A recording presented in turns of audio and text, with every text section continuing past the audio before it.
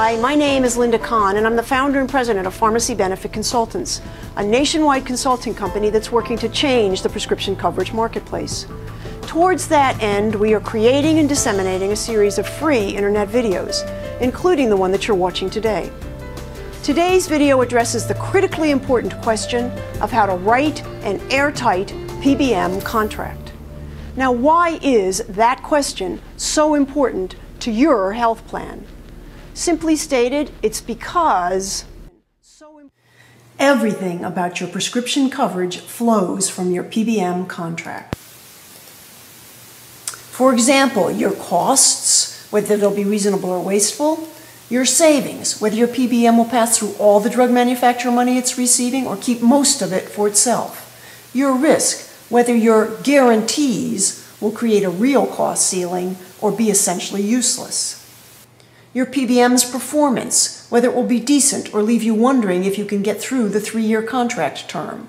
Your audit rights, and your employees' health and safety. And of course, much more. So it is imperative that you not rely on your PBM's claims and promises about what's in your contract, but instead that you determine exactly the contract terms that are needed to protect your health plan's interests, and that you then conduct a PBM RFP to extract those contract terms from a PBM. So let's examine some contract terms that are undoubtedly in your health plan's contract, so you'll get a feel for the scope of problems you must address. At the beginning of every PBM contract are a series of contract definitions. Unfortunately, many, if not most of these definitions are ambiguous, purposely worded so PBMs can manipulate them, or contradictory of other contract terms, or the definitions are entirely missing, even though core terms in the contract are thus left undefined. For example, take the critically important word claim. Some PBM contracts do define the word claim, but they do so to enable your PBM to bill your plan for all claims, including all duplicate, reversed, and rejected claims. Other PBM contracts have no definition at all, which means, of course, that the PBM can still invoice your plan for duplicate, reversed, and rejected claims because the word is undefined. Now, you may think that this is a relatively unimportant matter, but believe it or not, auditors estimate that about 20% of all claims are for duplicate, reversed, and rejected claims. Do you want your health plan paying administrative fees for claims that were never dispensed? This problem can be easily addressed by writing a proper contract. When our consulting firm drafts and negotiates contracts for our clients, we make sure to write a contract definition for claim that makes clear that our clients' PBMs can only invoice our clients' plans once for every dispensed prescription and cannot invoice our clients' plans for duplicate or reversed or rejected claims.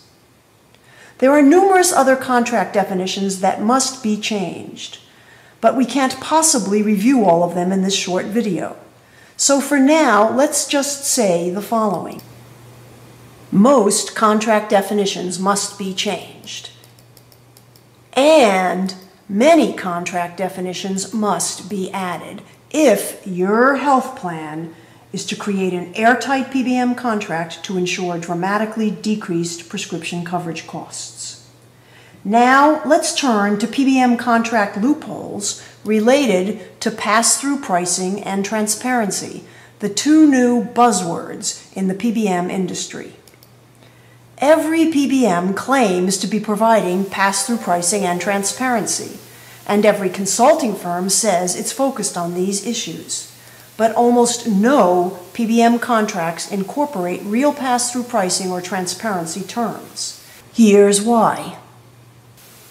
Real pass-through pricing requires your PBM to pass through to your health plan the PBM's actual drug cost for each drug dispensed, meaning each retail, mail, and specialty drug dispensed.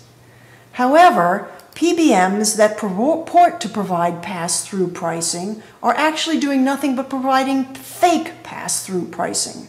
Meaning, for retail drugs, the PBM may be agreeing to pass through its actual costs to your health plan, but for mail drugs and specialty drugs, the PBM is continuing to take profit spreads on each drug dispensed. That is, the PBM is paying for the drug at one price, but invoicing your plan at a far steeper price. Now, PBM and consulting firms may claim that the fake pass-through pricing that PBMs are providing will decrease your costs, but actually no such benefit is likely. Here's why. Whatever savings your plan may have obtained by getting retail pass-through pricing will easily be eliminated if your PBM simply increases its profit spreads on mail or specialty drugs, and thereby charges you the same amount of money or even more in the aggregate. Thus, if you want to transform the buzzwords of pass-through pricing into a reality, you must write a contract that incorporates real pass-through pricing terms and demand that your PBM invoices your health plan for all three types of drugs, retail, mail, and specialty, using the PBM's actual costs for the drugs. When our consulting firm writes contracts for our clients, we also contractually require the PBM to derive all of its profits from one fee and one fee only, a per employee per month fee, also known as a PEPM fee. Note the advantages of changing from the type of contract used by almost every PBM to a contract based on real pass-through pricing. Your health plan will force PBMs to eliminate all of their hidden profit spreads, force PBMs to compete on their per employee per month fees, and thereby drive down PBMs' profit margins and create a marketplace with real competition. Now, let's turn to the issue of transparency, the second major buzzword in the industry. Because while almost all PBMs claim to be providing real transparency, almost no PBMs are contractually doing so. Real transparency requires your PBM to provide your health plan with every document and all data necessary to verify your PBM is complying with its contract, and to allow your health plan to conduct a complete audit with access to all necessary PBM documents and data using your choice of an auditor. Unfortunately, unbeknownst to most health plans, almost all PBMs slip language into health plans' contracts that looks benign but is anything but benign, because the language completely eliminates real transparency. PBM contracts state that PBM documents and data are quote-unquote proprietary, meaning PBMs will not have to disclose all such proprietary information, and clients will be unable to see all such data and documents. PBM contracts also require PBMs to quote-unquote mutually approve any auditor, meaning your PBM can and will veto your choice of an auditor. PBM contracts also require auditors to sign PBM drafted confidentiality agreements, which typically require auditors not to disclose key information to their own clients, meaning your health plan. Now, here's how we transform for our clients PBM's buzzword of transparency into a reality. We write and demand contracts for our clients that include a long list of every document and all data the PBM must disclose to our clients. Our list is more than a page long in our contracts. Clear language stating our client has an unfettered right to select its own auditor, and clear language setting forth how our clients will control the terms of all auditor confidentiality agreements. There are numerous other changes that your health plan must make in its PBM contract if your health plan wants to stop hemorrhaging money and seriously decrease its costs. So make sure to watch for our upcoming videos on numerous subjects, including how to end your PBM's rebate games, write useful, not useless contract guarantees, and maximize your generic drug savings. Plus, make sure to subscribe on YouTube to automatically receive all of our other videos, and download the videos we've already made, including one on PBM RFPs.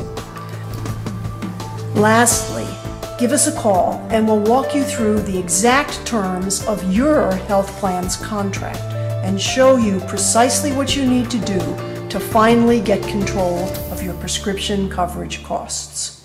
Do give us a call. We look forward to hearing from you.